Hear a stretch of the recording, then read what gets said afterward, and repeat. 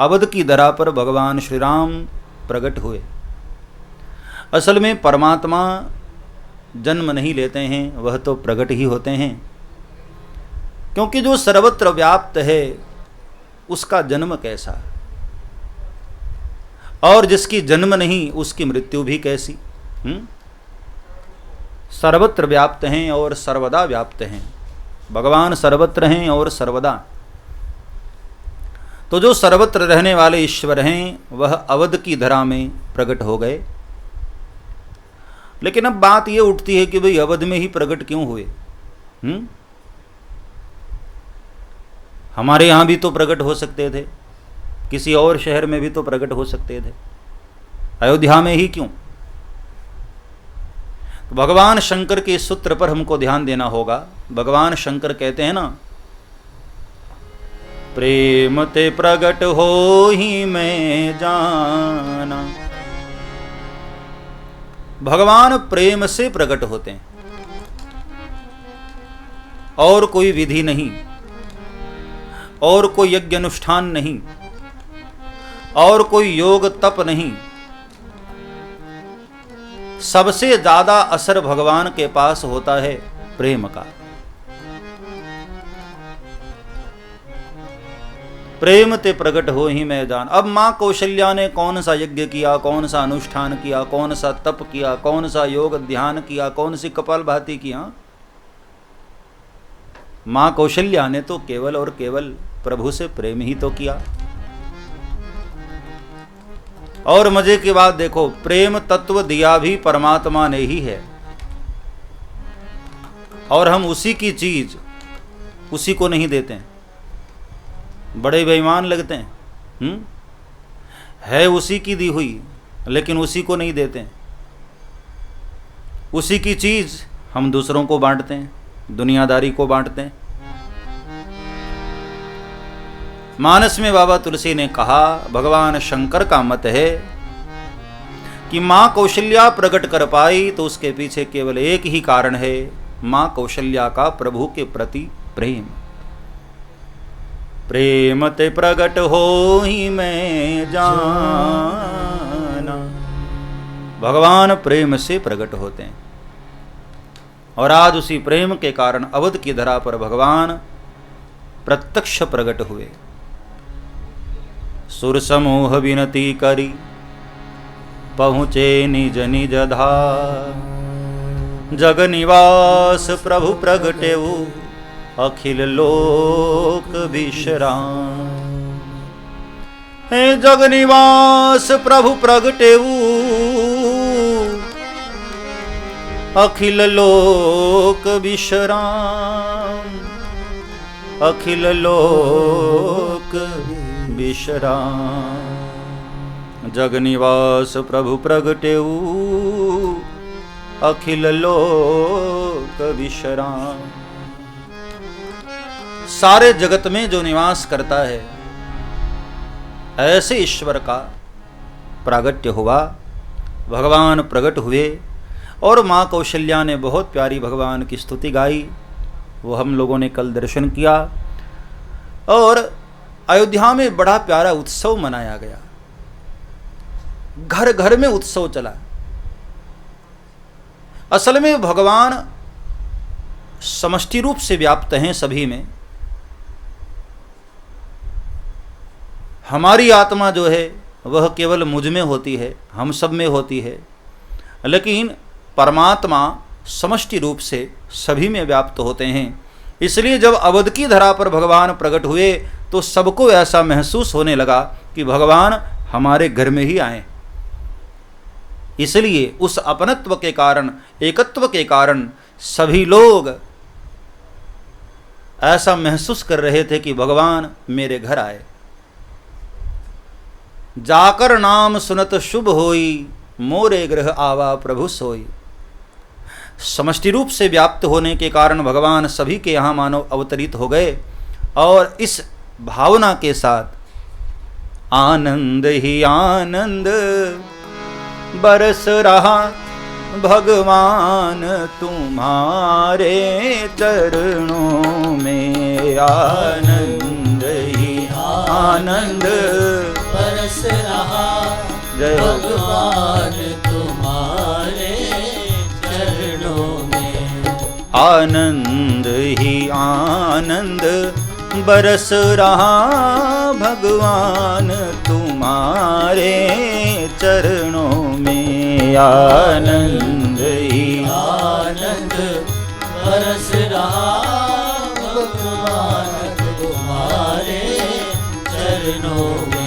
पावन कीनी भारत भूमि मेरे राम तुम्हारे चरणों में। पावन कीनी भारत भूमि भगवान तुम्हारे चरणों में। मेरे राम प्रभु राम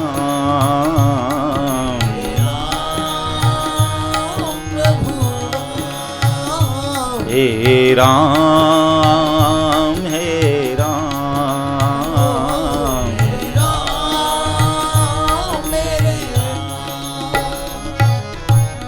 तो पूरी अयोध्या उत्सव में डूब गई, सभी लोग आनंद में डूब गए रामलला के जन्मोत्सव में। और धीरे धीरे धीरे सब दर्शन के लिए आने लगे। और उस वक्त क्या वर्णन करूं, 33 करोड़ देवता भी वहां दर्शन के लिए वेश बदल बदल कर पहुंच गए। सबको ऐसा लग रहा है कि बस एक झलक किसी तरह मिल जाए प्रभु का, एक झलक बस देख लें सरकार को, क्योंकि प्रत्यक्ष देखने का अवसर मिल रहा है ना। तो बड़े बड़े ऋषि महात्मा लोग और सभी देवता लोग वहां दर्शनों के लिए पधारे। भगवान सूर्य तो रथ लेकर रुक ही गए। मास दिवस कर दिवस भाव मरम न जाने को, 1 महीने के लिए वहीं डेरा डाल लिया, रुके ही रह गए। इस प्रकार सभी लोग बड़े हर्षोल्लास के साथ राघव का दर्शन करते हैं, सरकार के वाले रूप का दर्शन करते हैं। और धीरे धीरे धीरे समय बीता। भगवान शंकर ने पार्वती जी को कथा सुनाते सुनाते कहा कि देवी, वहां उस वक्त वेश बदलकर मैं भी चला गया था काकभूषुंडी को लेकर। पार्वती जी चकित हो गई कि महाराज मुझे पता नहीं चला और आप चले गए। भोलेनाथ ने कहा कि मैंने तुझे जानबूझ करके छुपाया तेरे से, क्योंकि एक बार तुम्हारे मन में शंका हो गई थी देवी। भगवान को रोते देखा था वन में, तुम्हारे मन में संदेह हो गया कि ये ईश्वर कैसे हो सकते हैं। आनंद का सागर भला कभी रो सकता है। तुमने बहुत संशय कर लिया और उस कारण कितना उपद्रव हुआ। तुम्हें पिता के यज्ञ में जाना पड़ा, वहाँ जलकर भस्म होना पड़ा, फिर दूसरा शरीर धारण किया, फिर मेरे पास आई। मैंने सोचा ये सब झंझट हो, इससे अच्छा है इसको लिया ही न जाए। और देखो तुमने मेरे से प्रश्न भी किया था कि राम कौन है। यदि मैं उस वक्त लेकर के गया होता तो तुम्हारे मन में फिर से संदेह बैठ जाती। इसलिए काकभूषुंडी जी के साथ हम दोनों वहाँ गए, दर्शन किए, बहुत आनंद हुआ। और फिर धीरे धीरे धीरे समय बीता। भगवान के नामकरण का अवसर आया। जब राघव 10 दिन के हो गए ठाकुर, तो भगवान का नामकरण संस्कार निश्चित किया गया वशिष्ठ जी के द्वारा। और दूसरे दिन माता अरुंधति के साथ वशिष्ठ महाराज पधारे हैं। रंगनाथ भगवान के मंदिर में सारी व्यवस्था की गई है। और तीनों माताएं स्नान करके रामलला को अपनी गोद में लेकर और अन्य सभी तीनों बालकों को गोद में लेकर के वहाँ बैठ गई हैं। और यहाँ गौरी गणेश का पूजन करके विधि आरंभ हुई। और सब विधि पूर्ण होने के बाद वशिष्ठ जी ने दशरथ और माता कौशल्या को राघव का नामकरण किया।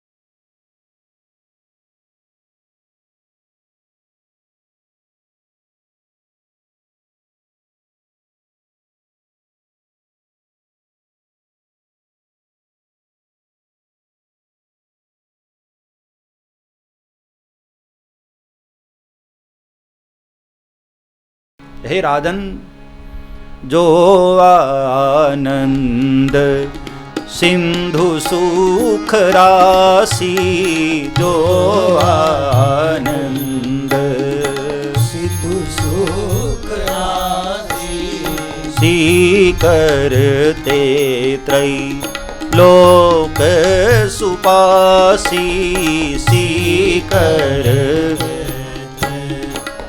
लोक सुपासी, सो सुख धाम राम अस नामा, राम